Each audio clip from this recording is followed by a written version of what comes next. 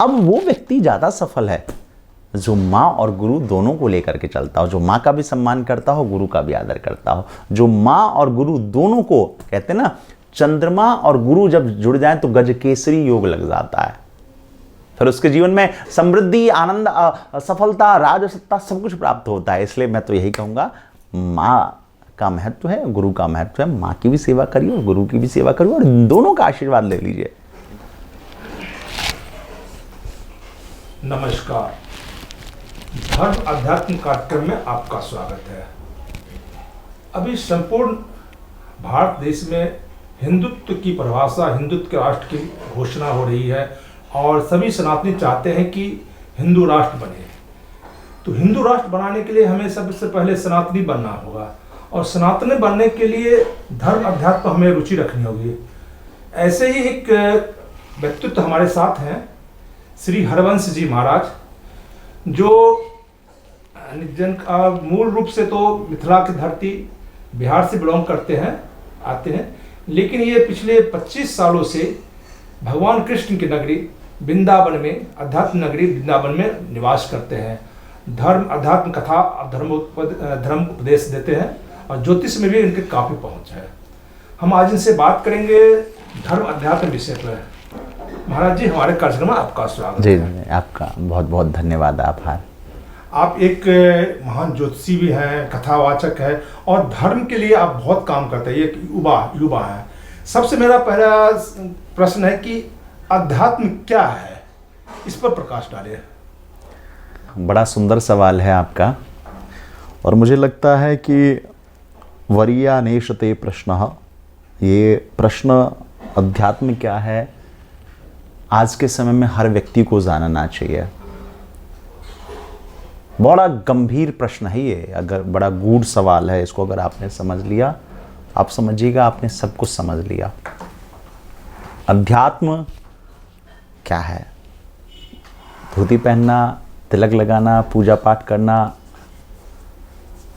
जप करना, अध्यात्म है क्या? धर्म अध्यात्म में क्या अंतर है? एक बात समझिएगा, जैसे कुछ चीजें होती हैं इंटरनल और एक्सटर्नल। धारयति इति धर्म, जो धारण करने योग्य है वह धर्म है। अध्यात्म क्या है? अध्यात्म जो है वो आंतरिक है, जो अंतः सुख प्रदान करता है, जो आपके अंदर आनंद प्रदान करता है, वो अध्यात्म का पथ है। आप ऐसे समझ लीजिए, जैसे आप किसी को देखिएगा, उसने धोती कुर्ता पहना हुआ, तिलक है, माला झोली लिया है, तो आपको लग जाएगा कह रहे ये पंडित जी हैं, ब्राह्मण है, पूजा पाठ कराते हैं, धर्माचार्य हैं। आपको देखने से लग जाएगा। लेकिन क्या वो सही में आध्यात्मिक व्यक्ति है? वो तो एक बाहरी आडंबर हो गया, बाहरी दिखावा हो गया। बाहरी भी देखिए, हर चीज का नियम है, ड्रेस कोड आवश्यक है, लेकिन क्या वो अंदर से है? ऐसा समझिए, आध्यात्मिक जो होता है वो भले पैंट शर्ट पहने, जीन्स पहने, कुछ भी पहने, लेकिन अगर वो अंदर से है तो आध्यात्मिक। आध्यात्मिक आंतरिक है और आंतरिक अच्छा होना ज्यादा आवश्यक है। अध्यात्म को ऐसे समझ लीजिएगा। आप जैसे समझिए कि कोई तिलक चंदन लगा रहा है, वो धार्मिक है।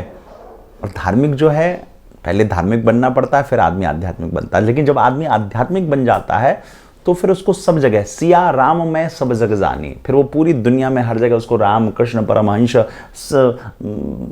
गुरु जी सब कुछ दिखते हैं, है ना। उसको फिर कहीं कोई फर्क नहीं रहता। मैं सीधा सीधा सा इतना कहूँगा, अध्यात्म यह है जहाँ सर्वे भवन्तु सुखिनः, जहाँ किसी प्रकार का जाति, धर्म, समुदाय, लिंग विशेष, कहीं कोई किसी प्रकार का भेदभाव ना हो, जो सबको एक जैसा समझता हो, सबको लेके चलता हो, जो अंदर से सुख प्रदान करता हो, जहाँ आंतरिक आनंद हो, वही अध्यात्म का पथ है। और अध्यात्म, स्पिरिचुअलिज्म, इस पे चलने से व्यक्ति सिर्फ और सिर्फ विकास ही करता है। इसलिए आप ध्यान रखिएगा, आप व्यापारिक हो, आप कारोबार करते हो, रोजगार हो, आप बिजनेस में हो, ब्यूरोक्रेट्स में हो, आप कुछ भी क्यों ना करते हो, थोड़ा थोड़ा आध्यात्मिक बनिए। आध्यात्मिक बनने के लिए आपको बाहरी नहीं, अपितु आंतरिक आपको अपने जीवन में बदलाव लाने की आवश्यकता होगी। अध्यात्म कुल मिला के समझिए आंतरिक विषय है, और जो एक बार आध्यात्मिक हो जाता है वो हर परिस्थितियों में आनंद में रहता है, ऐसा मस्ती में रहता है। इसलिए विशेष महत्व तो यह होता है कि जैसे कई बार लोग कहते हैं कि धार्मिक होने के लिए लोग तीर्थों में जाते हैं, मंदिरों में जाते हैं, गुरुद्वारे में जाते हैं, पूजा पाठ करते हैं, लेकिन जब आदमी आध्यात्मिक हो जाता है तो वो कहीं भी क्यों ना रहे, वो अपने घर में ही क्यों ना रहे, घर को ही वो वृंदावन बना लेता है, वो कहीं भी रहे। आध्यात्मिक व्यक्तियों को बहुत परिवेश की आवश्यकता नहीं होती, आध्यात्मिक व्यक्ति को बहुत एनवायरनमेंट की आवश्यकता नहीं होती। आध्यात्मिक व्यक्ति तो कहीं बैठ जाए, हैं। सदन कसाई मांस काटता था, अंदर से आध्यात्मिक था, समझिए ठाकुर जी की कृपा हुई, उसको ठाकुर जी की प्राप्ति हुई, आप आध्यात्मिक बने। आंतरिक बदलाव ही अध्यात्म का मुख्य कारक है, यही अध्यात्म है जी। महाराज जी, आपने अध्यात्म बहुत अच्छी परिभाषा दी, बताया। तो मेरा दूसरा सवाल है, क्या ज्योतिष और अध्यात्म में क्या अंतर है? क्योंकि कई लोग ज्योतिषी हैं, अपने को धार्मिक मानते हैं, दोनों में अंतर क्या है? देखिए आपस में संबंध क्या है, ये भी बताइए। देखिए ज्योतिष अलग विषय हो गया, आध्यात्मिक अलग विषय हो गया। आध्यात्मिक इस दुनिया में जितने व्यक्ति हैं कोई भी हो सकते हैं, लेकिन हर व्यक्ति ज्योतिषी नहीं हो सकता। ज्योतिष विषय बिल्कुल अलग है। आध्यात्मिक आप ऐसा समझिए, आध्यात्मिक यूनिवर्सल है, ग्लोबल है, और ज्योतिष एक इसका पर्टिकुलर एक सेगमेंटेशन है, एक पर्टिकुलर एक क्षेत्र है, वहाँ व्यक्ति ज्योतिष है। ज्योतिष के ज्ञान से व्यक्ति भविष्य का आकलन कर सकता है, ज्योतिष के ज्ञान से व्यक्ति भविष्य के बारे में जान सकता है।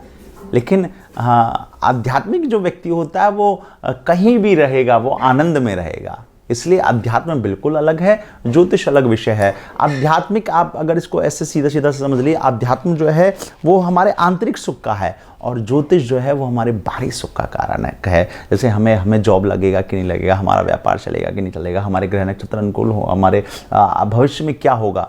तो भविष्य में क्या होगा ये जानना तो भैया बाहरी कार्य है, एक्सटर्नल है, लेकिन अध्यात्म ये इंटरनल है। तो आध्यात्मिक कोई भी बन सकता है, लेकिन ज्योतिषी हर कोई नहीं बन सकता। ज्योतिषी एक जीवन जीने के लिए समझिए कि इस लोक को अनुकूल करने के लिए ज्योतिष का ज्ञान होना आवश्यक है, और उस लोक को अनुकूल करने के लिए आध्यात्मिक होना आवश्यक है। इसलिए आध्यात्म का विषय बिल्कुल अलग हो गया, ज्योतिष का विषय बिल्कुल अलग हो गया। हाँ, लेकिन अब अगर इन दोनों को जोड़ दिया जाए, ज्योतिष प्लस आध्यात्मिक, अगर आपको थोड़ा थोड़ा कहते हैं ना, भगवान कृष्ण कहते हैं मुझे तो वैसे सभी भक्त प्रिय हैं, लेकिन जो ज्ञानी भक्त है वो मुझे विशेष प्रिय है। अगर आप आध्यात्मिक होने के साथ साथ अगर आपको ज्योतिष का भी किंचित ज्ञान आ गया, तो फिर तो ये सोने पे सुहागा जैसा होगा। तो अगर आप ज्योतिष का ज्ञान कैसे, आप ग्रह नक्षत्रों की चाल को समझे, ग्रहों के भाव को समझे, ग्रहों के महत्व को समझो, ग्रहों के स्वरूप, रूप, रंग, आकार, स्वभाव को अगर आपने समझ लिया तो आप ज्योतिष समझ लिए। इसलिए ज्योतिष युक्त अगर कोई व्यक्ति आध्यात्मिक है तो वो तो और अच्छा है, लेकिन आध्यात्मिक एक आंतरिक है, ज्योतिष एक प्रकार से समझिए कि बाहर कैसे जीवन जिया जाए, ग्रह नक्षत्र क्या होंगे, क्या काम किया जाए, कैसे क्या चीज़ किया जाए, उसके लिए ज्योतिष का ज्ञान या ज्योतिष का सहयोग हमारे जीवन में आवश्यक होता है कि हम किन लोगों के साथ मैत्री करें, किन लोगों के साथ विवाह करें, किन के साथ हमारा व्यापार हो। इसके लिए ज्योतिष का सहयोग और मार्गदर्शन, दिशा निर्देश आवश्यक है जी। आपने ज्योतिष अध्यात्म पर काफी अच्छे प्रकाश डाला, बताया। अब ऐसा है कि जैसे ज्योतिष में कहा जाता है कि माँ चंद्रमा का कारक है, जो पवित्र मतलब शीतलता प्रदान करते हैं। तो कई लोग कहते का सवाल होता है कि माँ बड़ी या गुरु, दोनों में श्रेष्ठ कौन है? बड़ा अद्भुत सवाल है आपका, बड़ा सुंदर सवाल है। आजकल हर व्यक्ति गुरु के प्रति, गुरु बनाने के लिए व्याकुल है, और इस सवाल का जवाब देते हुए मुझे बड़ी प्रसन्नता होगी। इसमें कोई किंतु परंतु नहीं है, कोई हेजिटेशन नहीं है। माँ बड़ी है, इस बात को मैं बिल्कुल कह देता हूँ, माँ बड़ी है, इसमें कोई किंतु परंतु है ही नहीं। माँ कहते हैं पहले मातृ देवो भव, पितृ देवो भव, आचार्य देवो भव। पहली माँ, पहली गुरु माँ है। माँ ने ही हमको जीवन में जन्म दिया, माँ ने ही सबको सिखाया। आप एक बात सोचिए कि अगर आप किसी धर्माचार्य से दीक्षा ले लें, किसी कथावाचक, ज्योतिषाचार्य कहीं से जुड़ जाएं, आप गुरु दीक्षा ले लें, आप लाख गुरु को मानते हो, पर आपने अपनी माँ का ख्याल नहीं रखा, आपने अपनी माँ की सेवा नहीं की, माँ की जरूरतों का ख्याल नहीं रखा, माँ का सम्मान नहीं किया, तो आप लाख गुरु मंत्र जपें, आपको कोई फायदा नहीं होगा। माँ बड़ी है, लेकिन हाँ एक बात समझिए, समय समय का महत्व होता है, स्थान स्थान का महत्व होता है, जीवन के पड़ावों का महत्व होता है। जैसे विद्यालय में टीचर का महत्व है, घर में माँ का महत्व है, सामाजिक कार्यों में पिता का महत्व है, ऐसे ही जीवन में ऊंचाइयों में पहुंचने के लिए गुरु का महत्व है। गुरु शब्द का मतलब क्या है? बोले गु यानी अंधकार, रू यानी प्रकाश। जो अंधकार से निकाल के प्रकाश की ओर ले जाए वही तो गुरु है। जो जीवन के अच्छे बुरे स्थितियों में आपको निकाल दे, जो आपका स्पिरिचुअल मेंटर हो, वो गुरु होता है। यहां दो सवाल है, ये इसमें देखिए, ये सवाल बड़ा सुंदर आपने किया कि मां बड़ी या गुरु। निश्चित रूप से मां पहले है, मां बड़ी है, लेकिन एक समय काल पे फिर गुरु भी हमारे लिए बड़े हैं। गुरु का विशेष महत्व है। आप जब तक छोटे रहते हैं तब तक तो आप माँ आपका ख्याल रखती है, लेकिन उसके बाद जैसे आप बड़े होने लगते हैं फिर आप गुरु की छत्र छाया में रहते हैं, फिर आप गुरु के आशीर्वाद से जीते हैं। ध्यान रखिएगा, जीवन के 8 ग्रह विपरीत हो जाए चलेगा, लेकिन एक गुरु ग्रह केवल अनुकूल होना चाहिए। जिसका गुरु मजबूत उसका सब कुछ मजबूत। अब ऐसे समझिए जैसे बचपन में, हाँ, जब आपको दुग्धपान करना है तो भैया माँ ही आपका सब ख्याल रखेगी ना, लेकिन जब आप पढ़ने लिखने जाएंगे, गुरुकुल में जाएंगे, कॉलेज में जाएंगे, तब तो गुरु का महत्व हो जाएगा। अब वो व्यक्ति ज्यादा सफल है जो माँ और गुरु दोनों को लेकर के चलता हो, जो माँ का भी सम्मान करता हो, गुरु का भी आदर करता हो, जो माँ और गुरु दोनों को, कहते हैं ना, चंद्रमा और गुरु जब जुड़ जाए तो गज केसरी योग लग जाता है। फिर उसके जीवन में समृद्धि, आनंद, सफलता, राजसत्ता सब कुछ प्राप्त होता है। इसलिए मैं तो यही कहूंगा, माँ का महत्व है, गुरु का महत्व है। माँ की भी सेवा करिए और गुरु की भी सेवा करिए और इन दोनों का आशीर्वाद ले लीजिए। इन दोनों का आशीर्वाद ले लीजिएगा, फिर आपको कहीं कोई पीछे गिरा नहीं पाएगा। आप हर प्रकार से प्रगति करेंगे, समृद्धि को प्राप्ति करेंगे। ये विशेष महत्व है। जय हो। महाराज जी, आप काफ़ी बड़े ज्योतिषी भी हैं, काफ़ी विख्यात हैं। एक सवाल है कि ज्योतिषीय जो ज्ञान है वो खगोलीय ज्ञान है, क्या वो मतलब सबको प्राप्त हो सकता है या कि फिर आध्यात्म की ओर उन्मुख होने वाले को ही प्राप्त हो सकता है? बहुत सुंदर सवाल है। ज्योतिषीय खगोलीय ज्ञान है, इसमें कोई किंतु परंतु नहीं है। ज्योतिष गणना का कार्य है। ज्योतिष समाज में एक प्रकार से समझिए जैसे नेत्र से हम दुनिया देखते हैं, ऐसे ज्योतिष के माध्यम से हम भविष्य देख सकते हैं। लेकिन अब एक बात समझिए, ज्योतिष के ज्ञान के लिए हमको साधना तो आवश्यक है। बिना अध्ययन किए, बिना मेहनत किए, बिना परिश्रम किए, बिना पढ़ाई किए ज्योतिष का तो ज्ञान होगा नहीं। लेकिन अब ज्योतिष के ज्ञान को कौन प्राप्त कर सकता है? सवाल ये रहा कि क्या आध्यात्मिक व्यक्ति? नहीं। ज्योतिष के ज्ञान के लिए पहले आप अध्ययन करना प्रारंभ करें, आप पढ़ना सीखें, आप ग्रहों को की चाल को समझना सीखें, ग्रहों के स्वभाव, ग्रहों के रूप, रंग, आकार को समझें। अगर आपने यह समझ लिया तो आप समझ लीजिए ज्योतिष में आपने प्रवेश कर लिया। और जब आपने ज्योतिष में प्रवेश कर लिया तो फिर आप धीरे धीरे धीरे धीरे धीरे धीरे आप प्रगति करते हैं। हाँ, फिर एक बहुत महत्वपूर्ण रोल आता है, वो होता है साधना का, वो होता है आध्यात्मिकता का। जब आप साधना करने लगते हैं, जैसे आप गायत्री की साधना करें, आप सूर्य की साधना करें, चंद्रमा की साधना करें, गुरु की साधना करें, जब आप साधना करने लगते हैं तो आपके अंदर वाक सिद्धि आती है, यानी आपकी वाणी का प्रभाव बढ़ता है। फिर आपके अंदर वाक्पटुता आती है। वाक्पटुता का मतलब अच्छा प्रेजेंटेशन आता है। और साधना का एक ऐसा महत्व है, समझिए, कहते हैं वृथा न जाए देव ऋषि वाणी। लेकिन जब आप ज्योतिष का ज्ञान ले लें और उसके बाद अगर आप साधक हो गए तो फिर तो आप समझिए कि सोने पे सुहागा जैसा है, फिर तो आनंद ही आनंद है। इसलिए मेरा मानना है कि ज्योतिषी कोई भी व्यक्ति जो है परिश्रम करके, गुरु कृपा से, मेहनत करके, अपने ज्ञान से वो ज्योतिष को समझ सकता है। लेकिन ज्योतिष फलदायी तब ज़्यादा हो जाएगी जब वो साधक हो जाएगा। जब वो साधना करने लगेगा तो उसका ज्योतिष फलदायी हो जाएगा। इसलिए आप अच्छे ज्योतिषी बनना चाहते हैं तो पहले पढ़ें, लिखें, समझें, उसके बाद साधना, मंत्रों की साधना प्रारंभ करें। साधना के बल पे आप बड़े अच्छे हो जाएंगे। मतलब आपका कहने का ये मतलब था कि एक ज्योतिष को माने आध्यात्मिक होना चाहिए, निश्चित रूप से साधक होना आवश्यक है। अच्छा, अगर आप अच्छे रूप से ज्योतिषी बनना चाहते हैं तो साधक होना आवश्यक है। साधना करें।